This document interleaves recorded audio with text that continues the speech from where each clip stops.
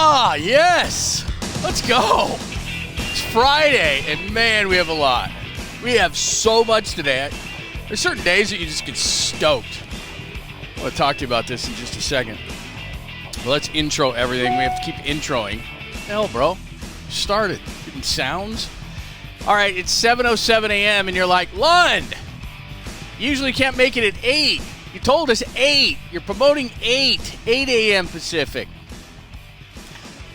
It's a Friday. It's the first week of the shows. I have something that I got to get to at 8. When you forget your anniversary, that's what happens, which I did a couple of days ago. So I owe my wife $1 or $1,000. So we're early. So if you're thrown off, we're going to post this later, obviously. We're going to put it on the podcast so you can still watch, listen, and the such. I am John Lund, formerly of KNBR, and if you're new to the program, thank you. Make sure that you are watching, listening. We have the John Lund Unleashed pod as well. Plus, we'll post things all throughout the day. We do live chats in the evening. We'll start with the guests next week, everything else. But if you look to the right, the chalkboard there, the chalkboard as you see right there, you can follow along with the show and exactly what's going on. So that's always a good thing. Oh, man, I just lost the chat. What the heck is going on here? I need the chat. Let's see. Let me see. I screwed the chat up. Hopefully we can get the chat back. But anyway, point being today that I want to make sure that I get the chat back because it's kind of screwing me up right now and I don't know what I'm doing. You know what? Let me, I'm going to stop for a second. I'm going to, well, you know what? No, I'm not. I'm going to just keep going. But what I want is I want the chat back. I'm going to mess with something here for a minute and be unprofessional. There we go. I'm going to re-put the chat back up there because yesterday we kind of had a bit of an issue with the chat and I couldn't get it going. So there we go. There's the live chat. All right, I got it back up. Hey, what's going on? All right, good. I can see the chat again. All right, here's the deal with what we're going to be doing today. There's a ton of good stuff going on today on the show, and I'm just stoked because right there it says intro update, which I'm going to do in just a second. We'll get you that. We'll do the intro as I always do. You got JK's 33, which we'll get into trade machine because look, I look at players as a stock. JK, you're going to disagree with that, and that's okay. Like I've said many times on the show, JK's stock is at a high point, 33 points. Didn't have Curry, didn't have Draymond Green, beat the Rockets at home last night. Trade. We'll discuss that in a second. Trade machine, Cam balls right there. That's Dan Campbell's balls. And we saw it last year in the NFC Championship game. It's all great, and I think 49ers fans are probably waking up this morning thinking, Kyle needs to do more of that. Kyle needs to be ballsy like that. Well, we'll discuss whether Dan Campbell's decision was the right decision last night on Thursday Night Football. If you don't know what I'm talking about, I'm going to play it for you. And just because, again, I go through philosophies all the time. Here is my philosophy on this, this, and this. Maybe you care, maybe you don't. But because something works doesn't mean it was the right decision. Because something doesn't work doesn't mean it's the wrong decision in sports. So we'll get into that conversation as well. Kyle, a bear. Mike Florio started this, and then my good friend Colin Cowherd jumped on it yesterday because they are playing the Bears this weekend. So we're going to get into that conversation. Golden at bat. Good. I've been wanting to talk about this all week long, and I haven't. And I got a bigger picture thought on this thing. It's not just the Golden at bat. It's sports in general and having to put frosting on everything. So we're going to get to that as well. Chapman is shortstop. There's a discussion that Matt Chapman could move to shortstop. Maybe one of my favorite things that is happening today is arson-versary. And you know what I'm talking about, and John Heyman blocked me. It's actually arson-versary today. So we will explain what that means, and we'll have some fun with it. And the Caboose pistol today is on fire. If you are a regular listener or even an occasional listener to any of my radio shows that I've done over the years, but specifically in the Bay Area, started first at 95.7 and then at KNBR with Pop, where we ended every show with the Caboose. And I got to be honest with you, the Caboose is absolutely on fire. So stay to the end today. All right, as far as the intro is concerned, remember, all you got to do is subscribe, tell your friends. We're getting close to 1,000, and this is only our 4th show. So thank you. And I mean that. I'm not just saying it. It's really cool to be able to connect to listeners, viewers, etc. This is such a cool forum because I'm able to directly talk to people and, get back to you. If you hit me up with a message, whether it be on Twitter/X at John Lund Radio. Or if you hit me right now, as I can see in the chat, 𝐃𝐨𝐽3, good morning. Ernesto Ron, good morning. Yes, I will have special guests on my show starting on Monday. Best show, thank you. I've known Jeff a long time. I'm awake. Good job, man. I appreciate it. East Coast red and gold. Florio is a clown. I would agree with you on that, so we'll get into that. Thank you for getting up on the East Coast and hanging out. What is it, like 10:13 there? So you can actually start drinking. I'm just cranking the coffee right now, and it is outstanding.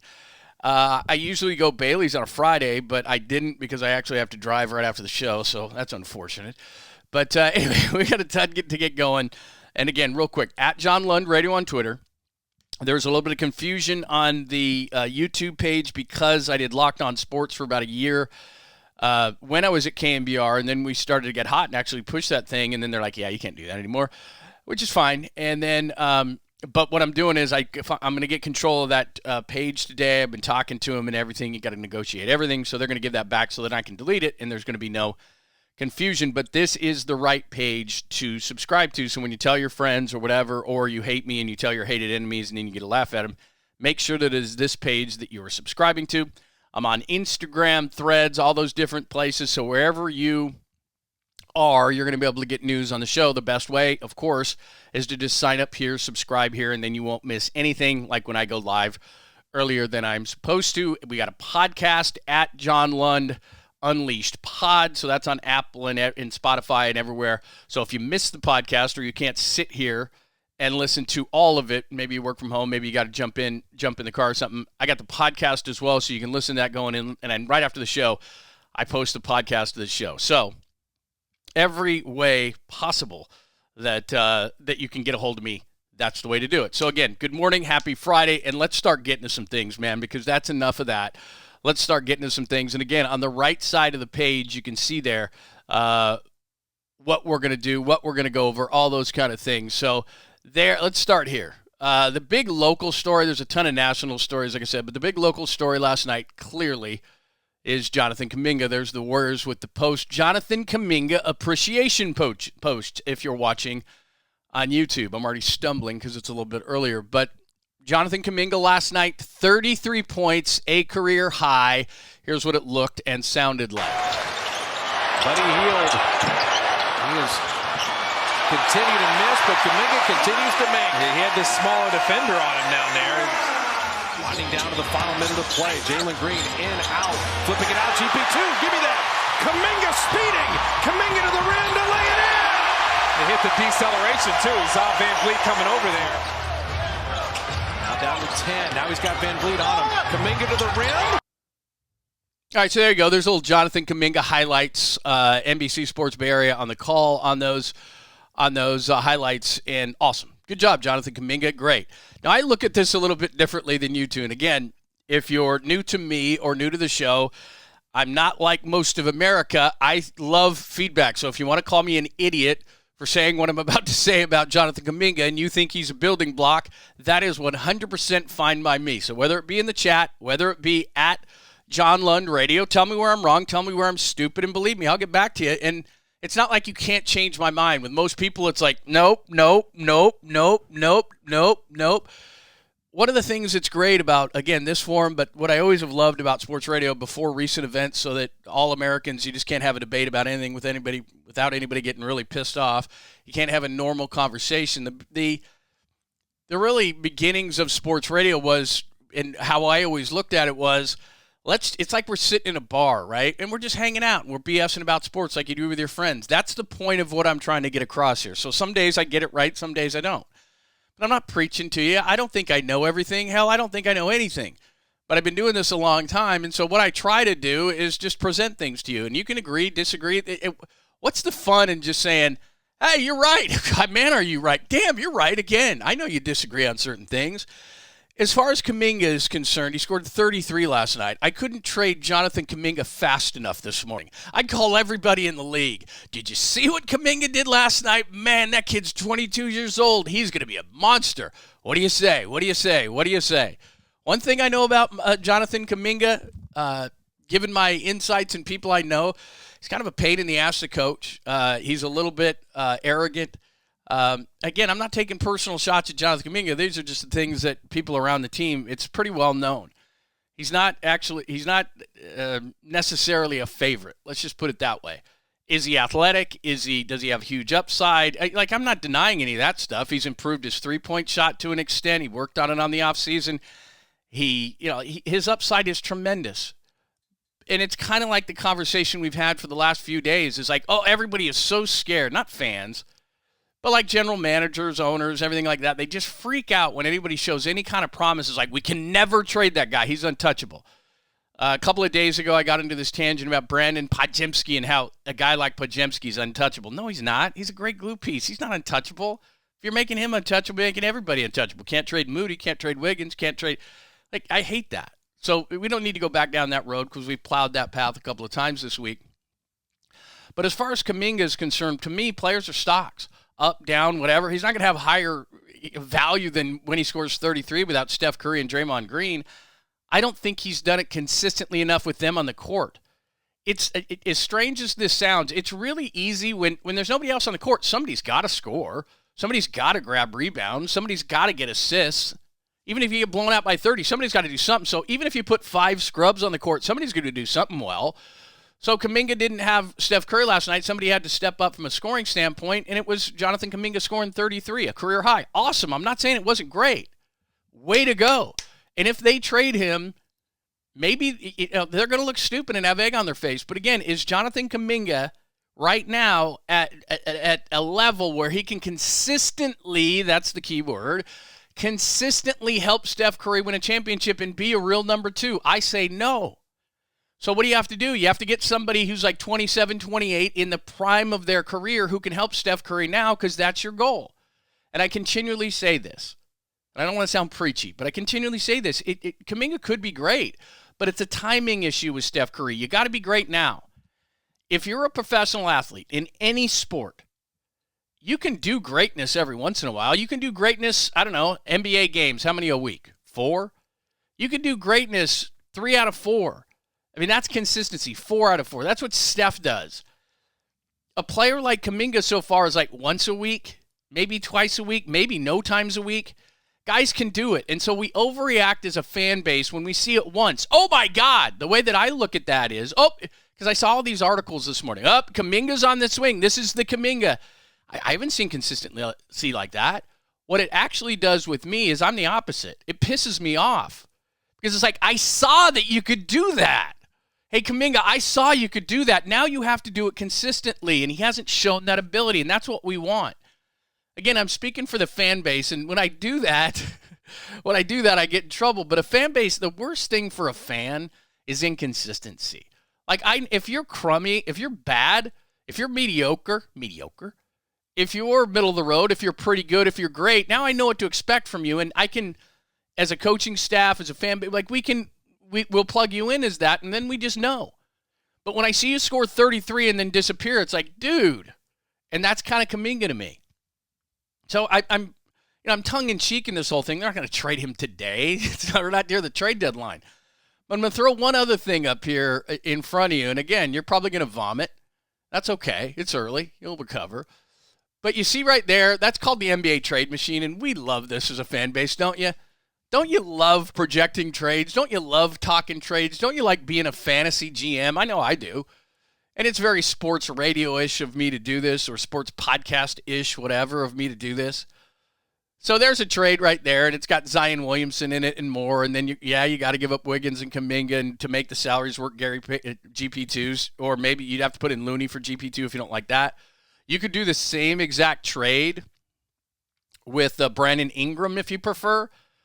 So Ingram's 27, 28. Zion is still very, very young, but he's been hurt a lot. And he's a big pain in the ass. And I think that, and he won't get his weight down. But, man, if he could get on the right team, and I think the Warriors are that team, it's advantageous to get with a really good organization. You see it all the time. A guy kind of doesn't live up to his potential, then he goes to a great organization, and then all of a sudden he is what he is. He loses, which Zion needs to do, 20, 25 pounds, and then all of a sudden, wow, he's a monster. There's nobody like Zion in the league, so you might puke at that, and that's okay. But my point is that one of those guys, whether it be Zion or Brandon Ingram, and again, if you're listening on the podcast, you know what I'm talking about. I'm flashing up a couple of trade scenarios, which we as fans love. Oh, yeah, let's go. Let's start talking names. We don't like to hear just about trades. We like to hear names, right? We want to hear names. What's going on? What's going on? What name are you going to throw out there? So I'm just throwing that out as one hypothetical because everybody's throwing out the name Brandon Ingram. I'd prefer to have Zion because, again, I think that the Warriors have the type of organization where he could actually reach his immense potential. And now I don't think this is much with Brandon Ingram, although he's better than Kuminga, and he's only 27 years old. And he matches up better with Steph Curry if the goal is to win a championship, which it is in the short term. And he's much more consistent. Remember, he's a former second overall pick of the draft, went in the Anthony Davis trade to New Orleans, and he's a consistent player. A little skinny and not exactly perfect, but in Zion's case, now you're swinging for the fences, and when Steph Curry leaves, you potentially have a building block. I'm not convinced Kuminga's a building block. That's all. Not down, not mad. I'm just saying 33 points on a given night without Steph Curry when somebody's got to score pisses me off because I want to see Kuminga do that with Curry on the floor. And I want to see it if there's 4 games in a week. I want to see it 3 times. That's not too much to ask. When people say he's got this immense potential, I'd never trade him, that's what we're talking about. We're not talking about once a week or twice a week. That's no good. If there's 4 games, you need to do it 3 to 4 times. That's what great players do. They don't do it once and then disappear for a while and score 16, 17. Steph doesn't have time to wait. He's hurt again. Draymond's hurt again. You got to realize this isn't going to happen for much longer. And the clock is ticking. Do they have the patience? Is the timing, it's more this, is the timing going to match up with Jonathan Kuminga that he's going to be a true number 2 to Steph Curry, a Robin to Curry's Batman in time to help win a championship? I don't see it. So when I see 33 points, I go, get on the phone, Mike Dunleavy. Send the tape out to everybody you know. Look at this dominant performance. Give me Zion. Anyway, give me your thoughts on that. It was awesome last night. I'm not trying to say he wasn't awesome, but I want to see the consistency from Jonathan Kuminga that I just don't see. So give me your thoughts on that. I don't want Zion. He's always hurt. You're right. You're right, Killa.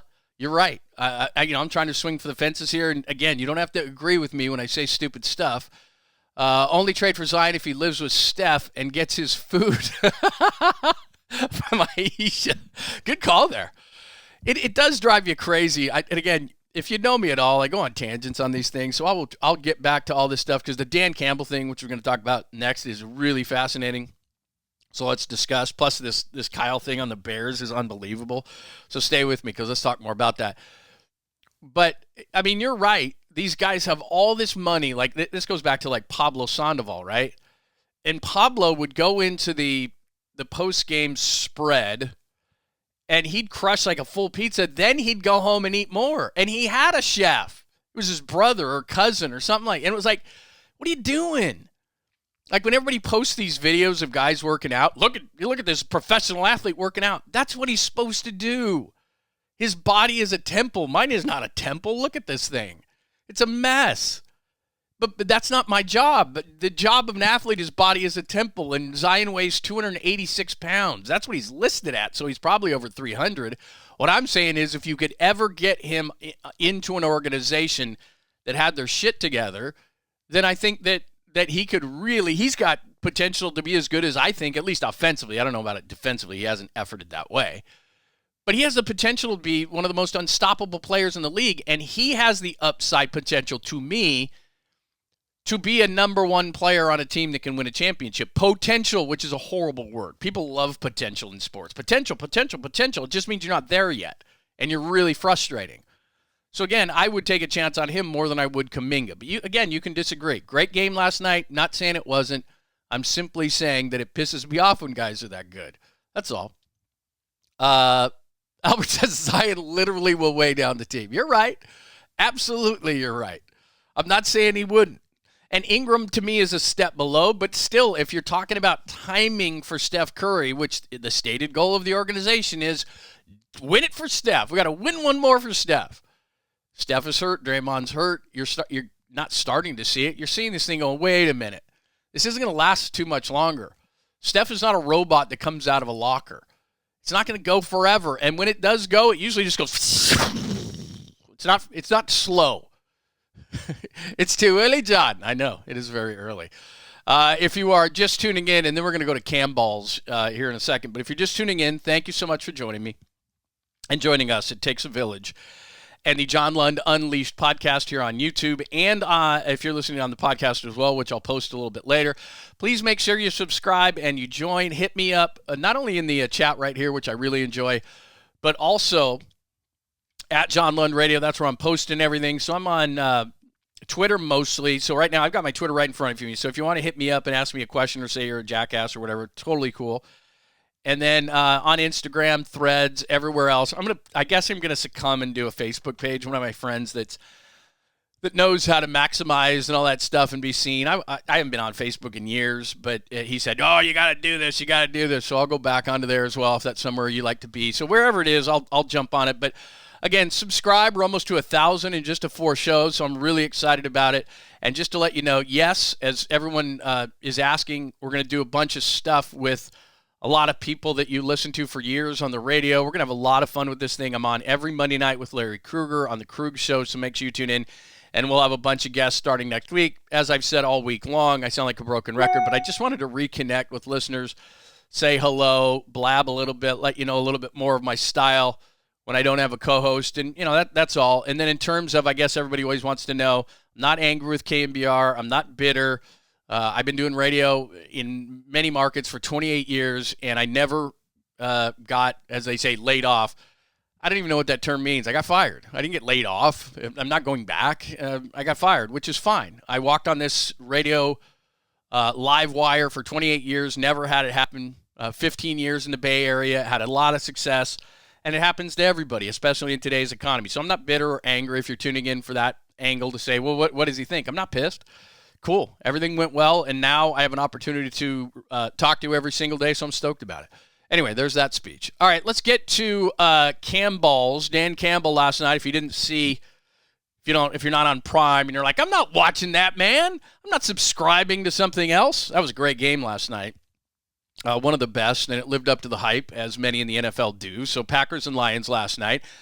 I'm going to play this and set up the scenario. The Lions, it's 31-31. They're easily in field goal range for Jake Bates, and there's about 43 seconds on the clock. Now, I'm going to make this relate back to Kyle Shanahan in just a second because, again, if we're a consistent or even occasional listener to my show on KNBR, as these analytics have grown and Kyle Shanahan, who's hip and cool and wears Yeezys, and everybody on the team is like, Kyle's the coolest, man. But he's got an old school mentality when it comes to analytics and going forward on fourth down and all those kind of things, and I think it's been to his detriment. As great as Kyle Shanahan is, and I'm not on the fire Kyle, I'm not on the trade Kyle to the Bears, which I'll get to in a second. I'm not on any of that. Kyle's a great coach. Doesn't mean he's had a great year because he hasn't. And I'll get to something in a second that Nick Sorensen said yesterday that blew my friggin' mind. He's been so bad. So we'll get into all those as we're kind of transitioning into some NFL. But let me play some Dan Campbell, and you remember the NFC Championship game last year. Live by the fourth down go and the aggressiveness and die by it as well. He died by it in the NFC Championship game. He lived by it last night. So 43 seconds left in the game.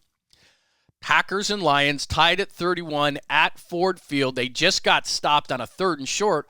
All they got to do is bring out their kicker, Jake Bates, kicks a field goal. Jordan Love jumps on the field, and you got to stop him, which, again, there's going to be like 40 seconds left on the clock, and we know the NFL these days. Now, the Packers didn't have any timeouts either, but they could have easily gone down the field in a few passes. We've seen it time and time again, tied the game. Now you're in overtime. But 99% of the time, I really think this, 99% of the time, any coach is going to take the field goal, but not Dan Campbell. So 31-31, 43 seconds left. The Lions had just gotten stopped by the Packers on a 3rd down, and it's 4th and short, easy field goal range, I think like 38-yarders, so it's like the 21 of the Packers, and Dan Campbell says, to hell with that. If you missed it, here it is. Had to come back. Right. That was a 1st down. They brought it back a half yard, and then Anderson makes that play. They're going to get the ball back, even if this is good, and give Jordan Love some time to maybe get in field goal range. So for the moment, they are leaving the offense out on the field. Ain't this fascinating? We'll stop it, 2-1. It's a tough play against David Montgomery, but a great job by Zane Anderson on that 3rd down and short. That's a half a yard he needed. Remember, it took a review for that to come back. Right. That was a first down. They brought it back a half yard, and then Anderson makes that play. They're going to get the ball back, even if this is good, and give Jordan Love some time to maybe get in field goal range. So for the moment, they are leaving the offense out on the field. Ain't this fascinating? If nothing else, Draw him off? Draw him offside, yeah.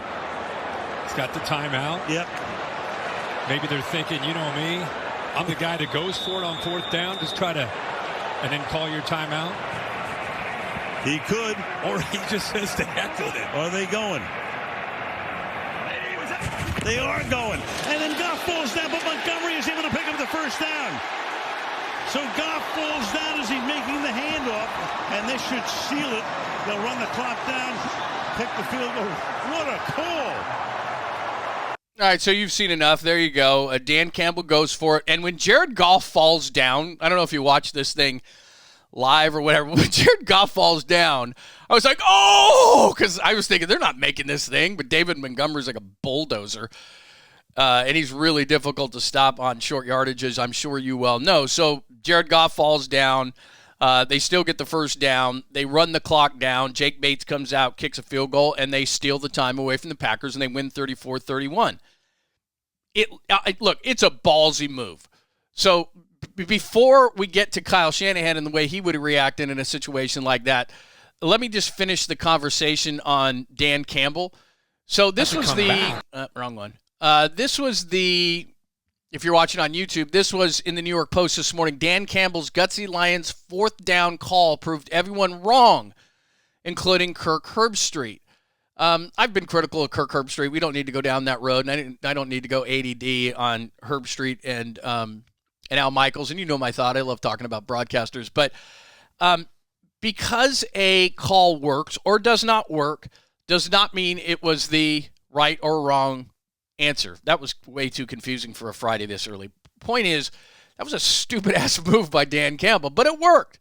If you look at analytics, and I looked at this after the game, so they had a 63% chance to win, they had a 67% chance to win if they would have just kicked the field goal with 42 seconds left. They had a 68% chance to win if they got the first down there, which I would have thought that would have been higher, but that's what it was. And then obviously after they got the first down, it was a 99.9, and those things change throughout a game. I'm talking about 68% prior to going for it on fourth down. If he slips right there and they don't get it, and they love Dan Campbell in Detroit. I worked in Detroit, and I could go on a tangent. I was there when they went 0-16. I was there for the Millen Man March. I still can't believe in the Lions because the Fords still own them, and it's just, there's a term in Detroit called the Lion's gonna lion. The Lion's gonna lion. And a friend of mine texted me last night.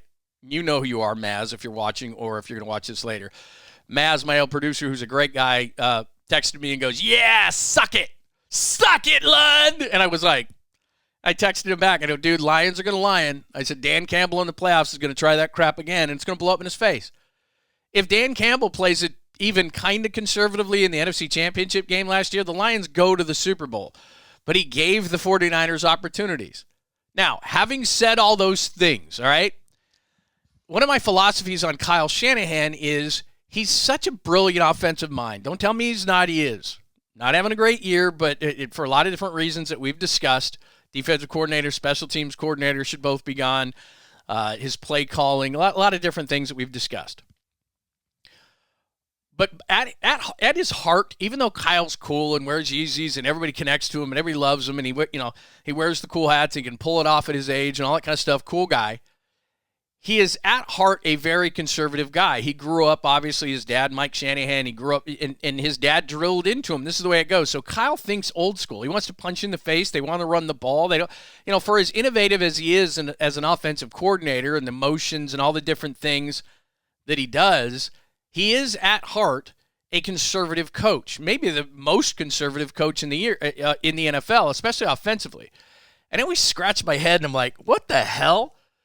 Because for a guy as smart as he is, you would think fourth down calls would be easier. that they would have a higher percentage. And, you can look at the numbers. I haven't looked at them exactly this year, but traditionally they go for it the least amount. They make it the least amount in terms of fourth down calls. And I don't want him to be Dan Campbell necessarily. And when Baltimore was going for it all the time, whether that was last year or the year before, I forget. I just want him to be a little bit more aggressive because, to be honest, if he's a little bit more aggressive, they've already got a Super Bowl ring, like last year in Las Vegas. And this is the problem I had last year, which was it wasn't not going for it on fourth down. It's thinking 2 downs. Patrick Mahomes can't come back on the field. That just has to be your mentality. Patrick Mahomes can't come back on the field and beat us. So we got to set up a third down so that we have a shorter fourth down. And Jake Moody's not kicking field goals. He's scoring touchdowns. Therefore, we're winning games. As good as Kyle, as great as Kyle has been, the conservative nature in which he runs a game drives me bananas. So of all the things that we talk about, the defensive coordinator should have been fired. The special teams coordinator should have been fired a long time ago. His play calling, a lot of things in the offseason, all those kind of things. He's not having a great year. Great coach, not having a great year. But the conservative nature that he has it drives you crazy as a fan. Because he's a great offensive mind. He's not a defensive guy that's thinking to himself, I just want to minimize problems. I just want to minimize. They should be better on fourth down. They should go for it for 2-point conversions more. Again, I'm not asking you to be Dan Campbell. Because mark my words, as of today, December 6th, 2024, Dan Campbell's going to have a day in which he tries the shit that he tried last night, and it's going to blow up in his face, and I'm going to text my friend Tom Masway in Detroit and say, Lions gonna lion! I just can't get over it. They're so good that I just can't get over it because I worked in that market for so long, and they sucked. Millen Man March, Rod Marinelli 0-16. I was there doing pre, half, and post. I was on like in the stadium in those concourses, and people would just scream and yell and throw stuff. You're like, seriously? All right, I'm embellishing, but still, you get the idea. Roland, love the show. Yeah, Campbell's. People like that. Kyle and I are best friends, John. Anyway, is that the fake Derek Tacky? Is that the fake Derek? Anyway. I'm sorry it's the arson-versary. We'll get to that in a second. Again, I'm just looking at the text and making sure. Again, if you want to interact with the show, I love it, man.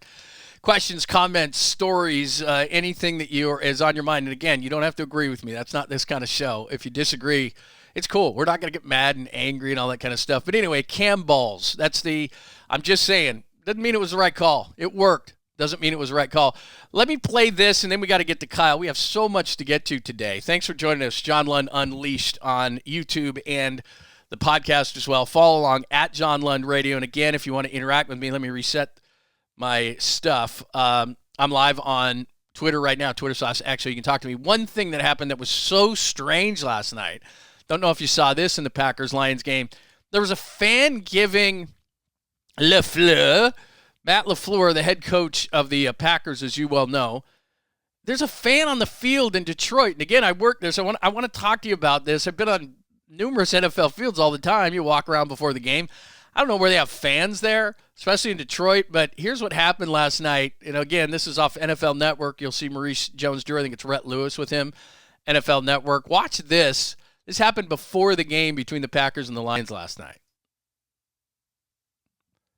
Majority of it, and it's getting a little spicy out on the field. It is. There at Ford Field. We'll get to it after this. I got the Lions. Let's go. Yeah. Detroit versus. Oh, whoa, hold on.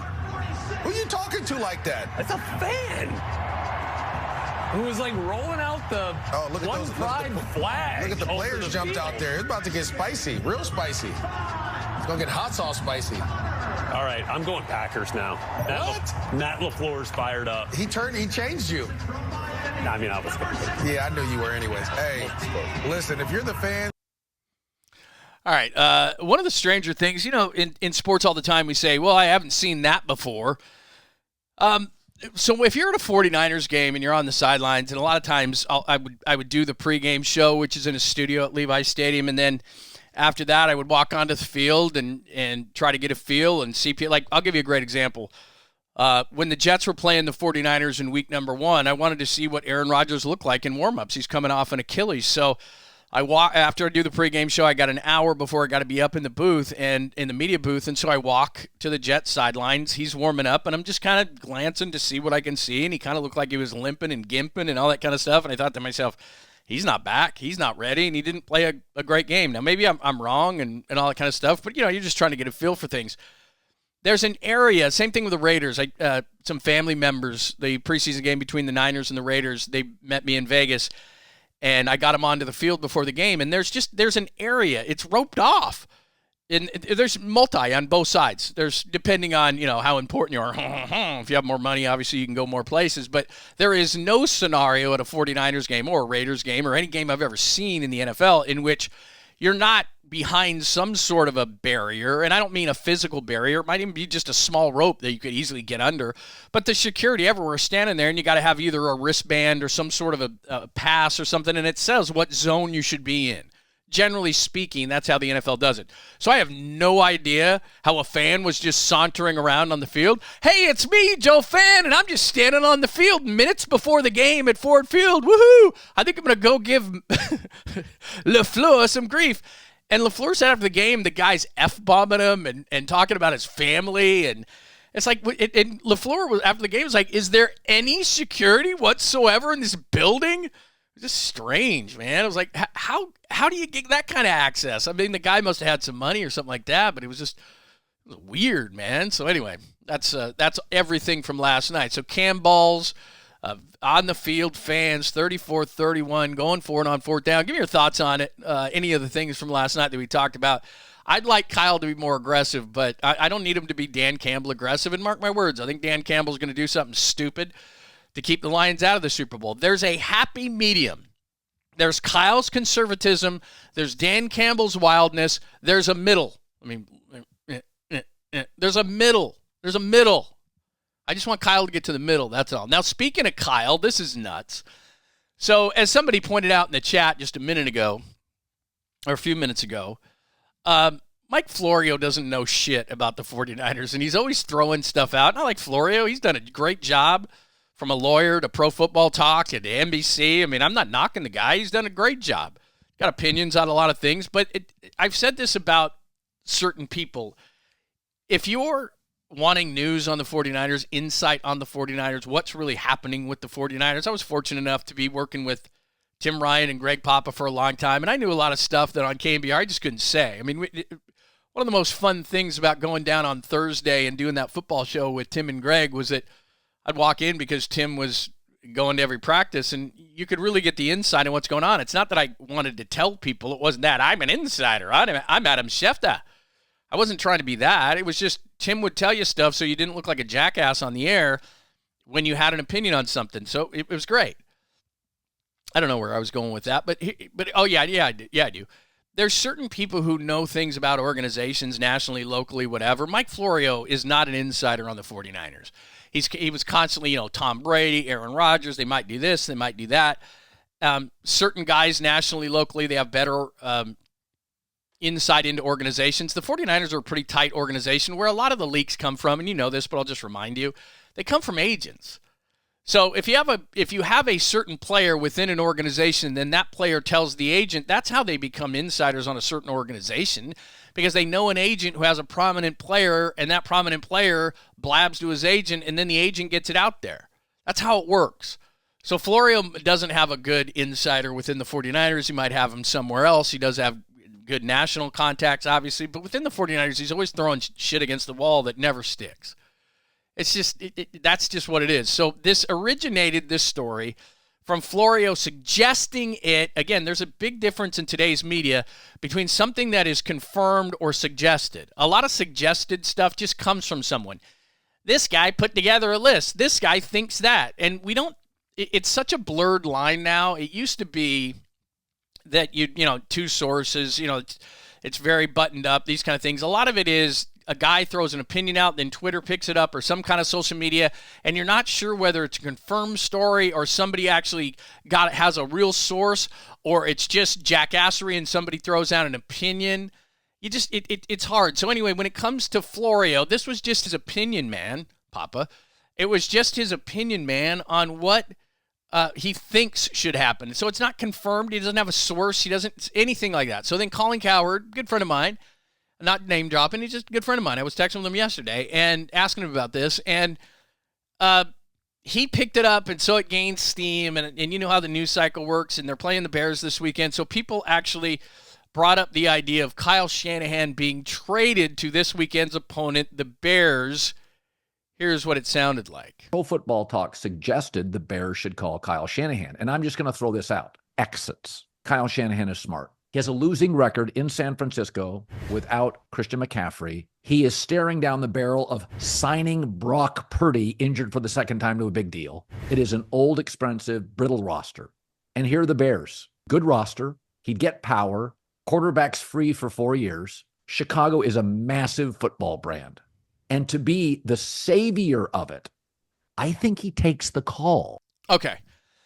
So again, there's nothing confirmed on that. There's no insider. There's no Schefter. There's no, whomever that you trust. There's no Mayoko. There's no Barrows. There's no Mike Silver. There's nobody saying that that's a thing. Nobody's saying that's a thing. So when you hear something like that, again, as a fan, it's hard to decipher. Is that a thing?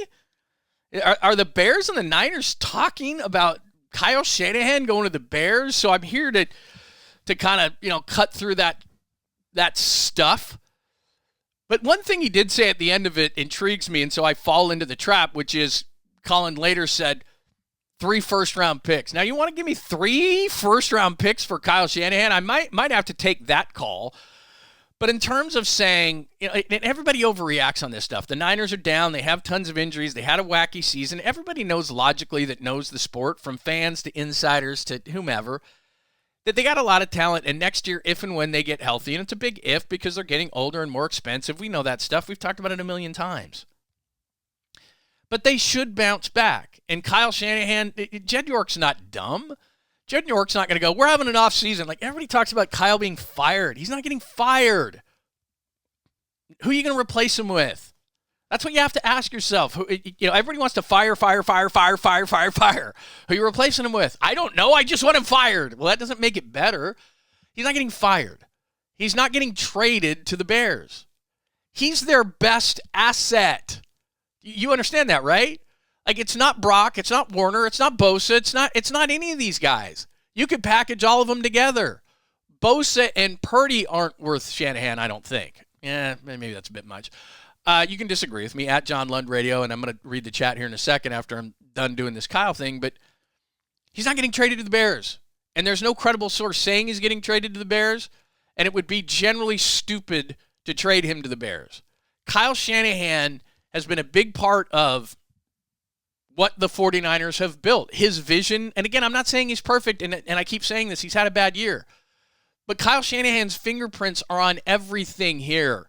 And yeah, they're having a down year generally because of injuries and just the wacky season they've had with all the things that have gone around it. You know what's happened. I don't need to go over it with you. But Kyle Shanahan, it does everything. So he's kind of the overlord, overseer of everything. And I got news for you. Breaking news, they've had a lot of success. So saying Kyle Shanahan's gone and then trying to bring someone in and then do this thing all over, and I like these kind of players and we're going to change, that's a lot.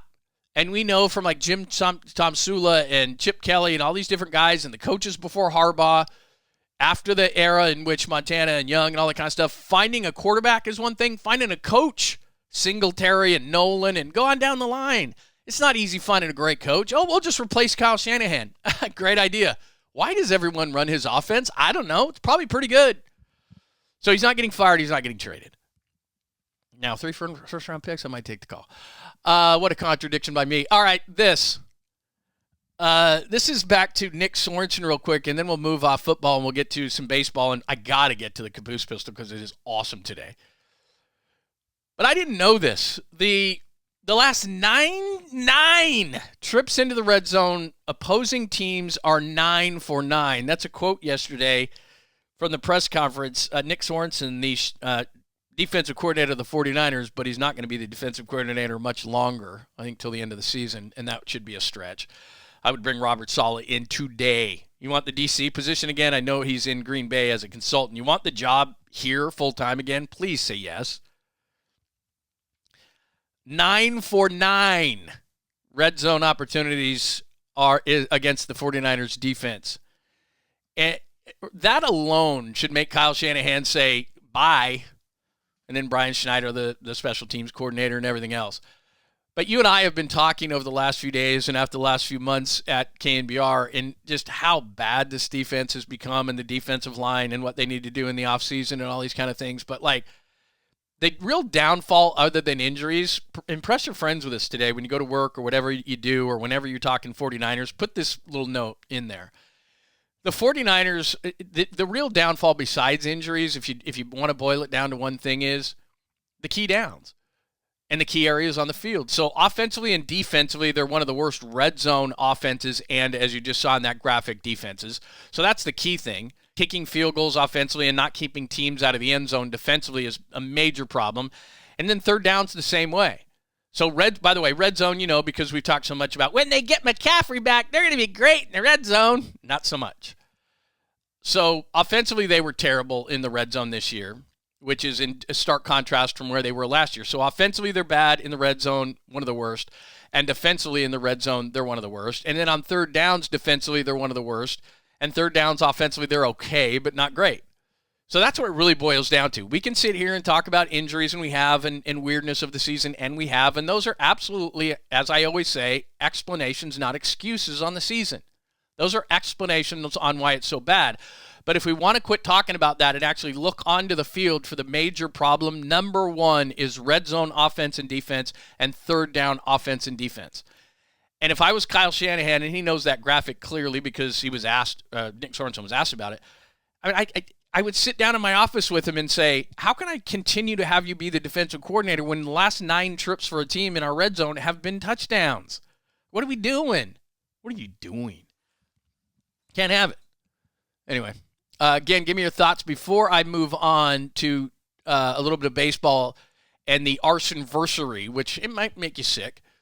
Let me hit up to the text line again. And again, remember, it is John Lund Unleashed, Bay Sports Talk with me, John Lund, formerly of KNBR, at John Lund Radio on Twitter.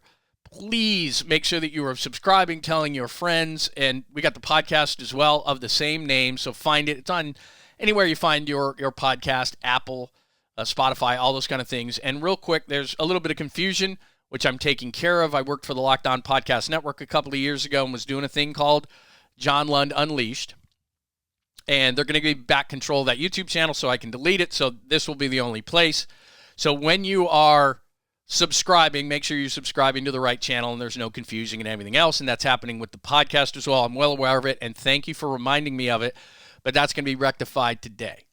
So let's see. Hi, Jacob.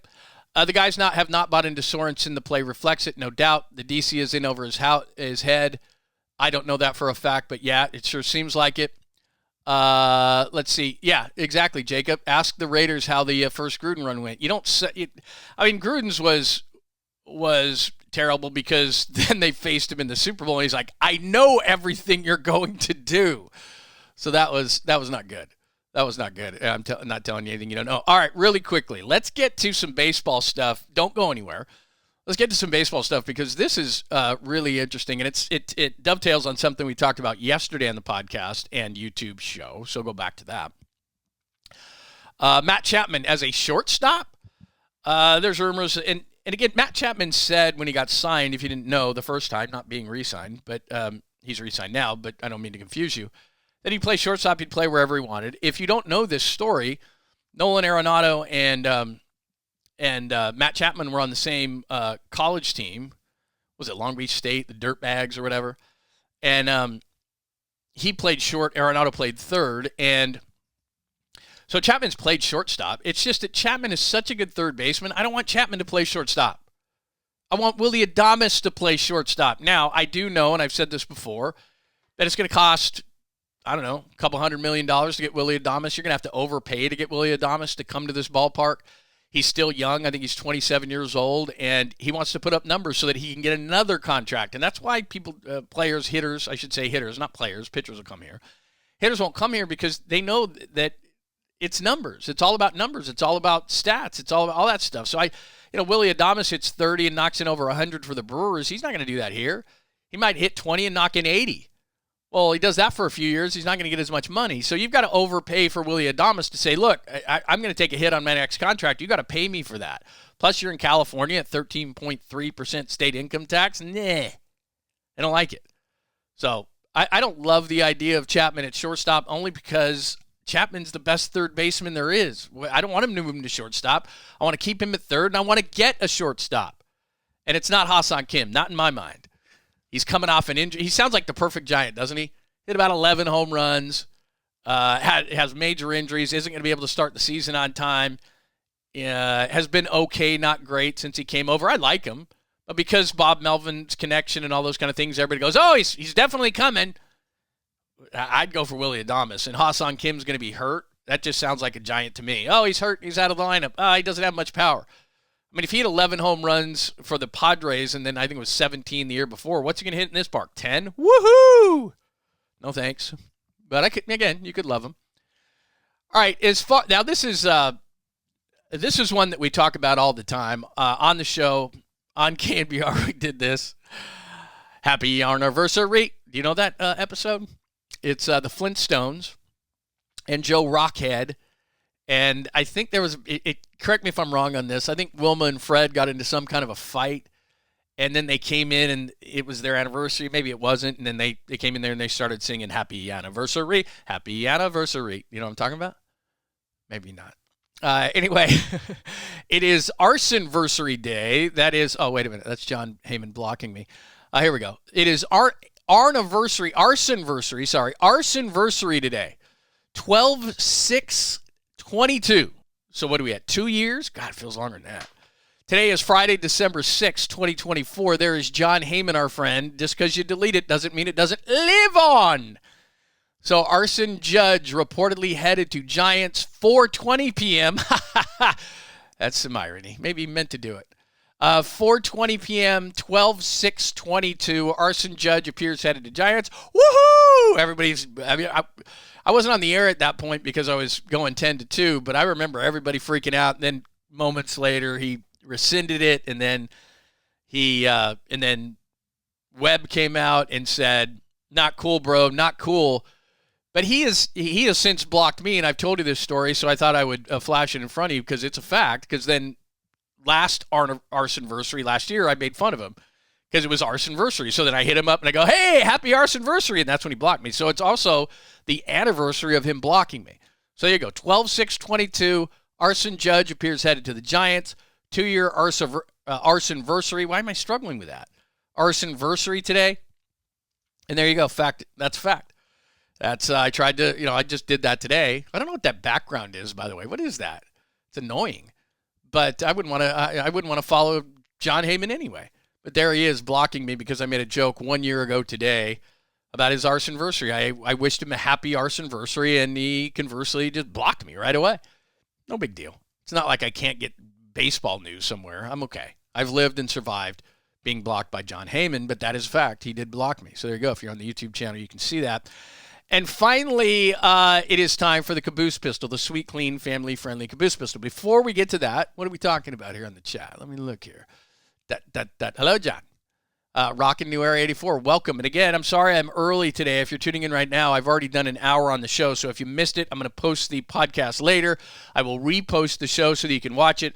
I have an engagement around 8 o'clock. It's 8:01 right now, but we got to get through the Caboose pistol because I promised you it.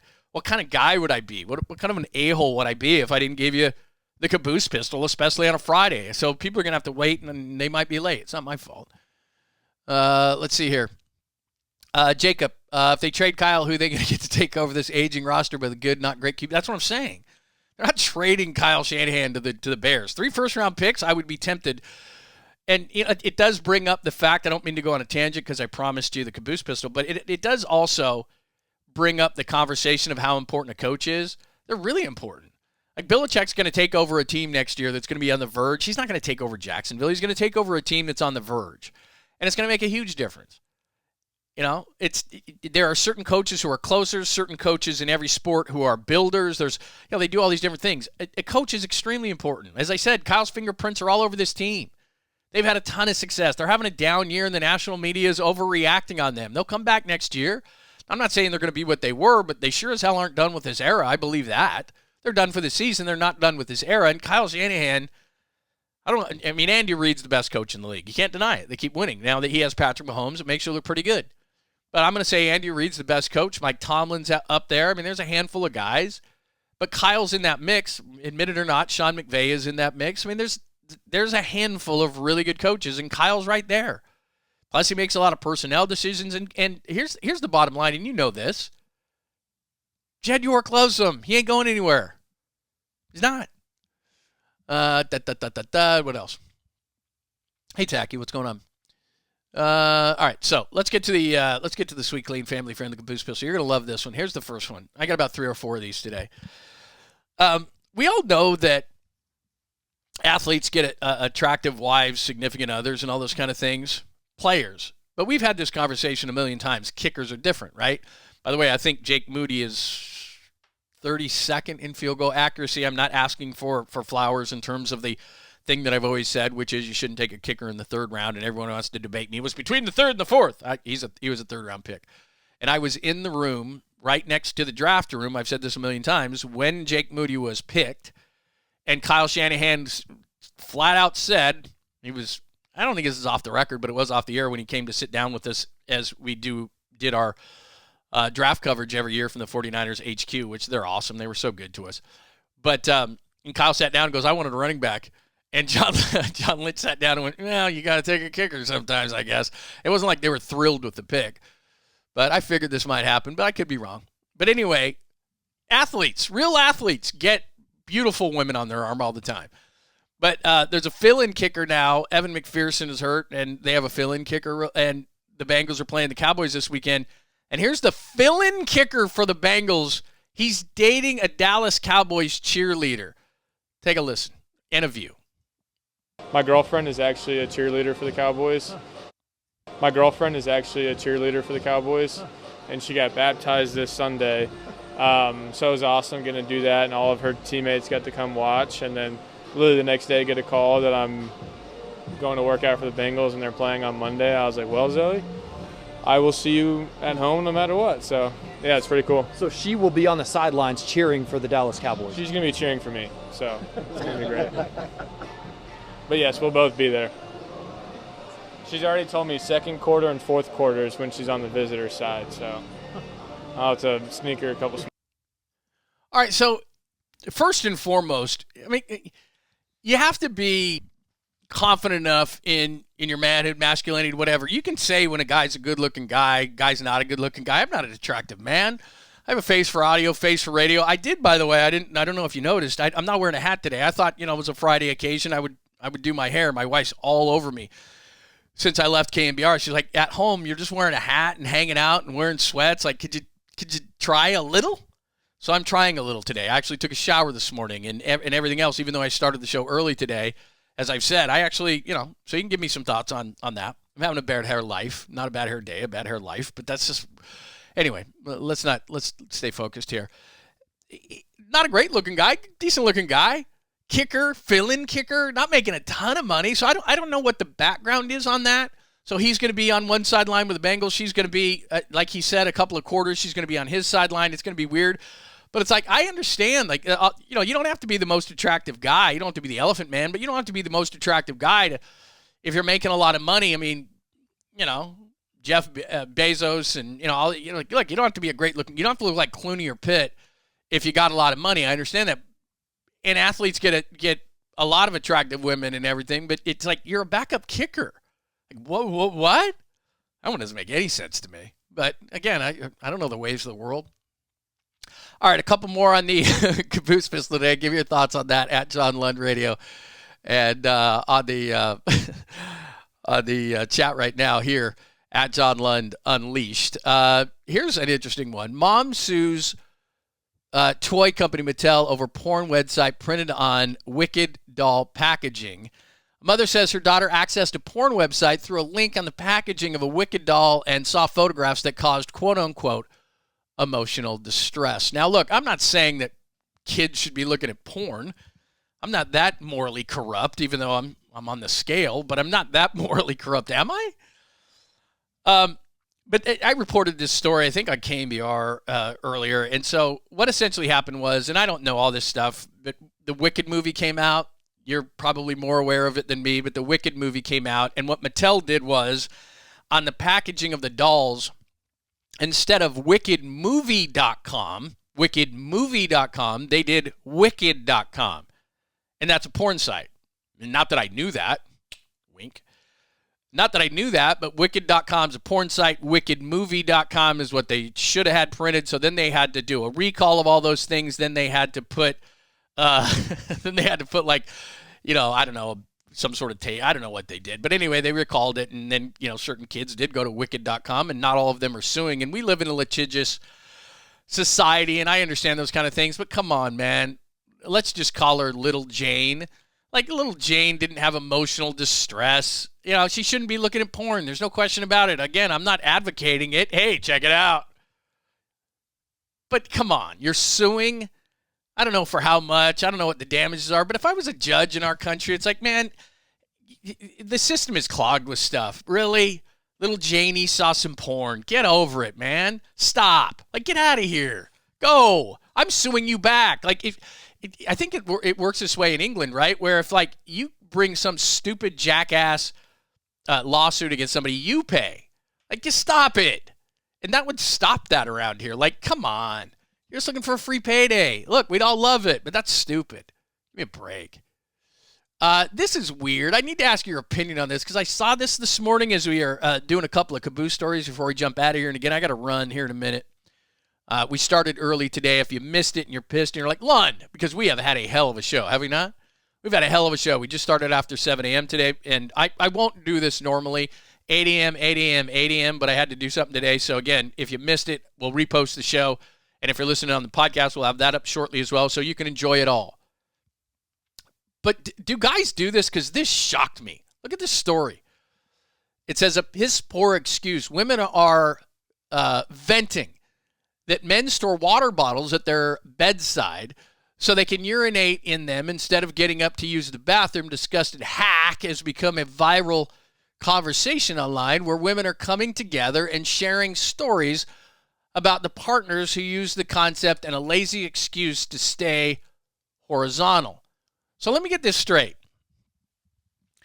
Guys are really doing this?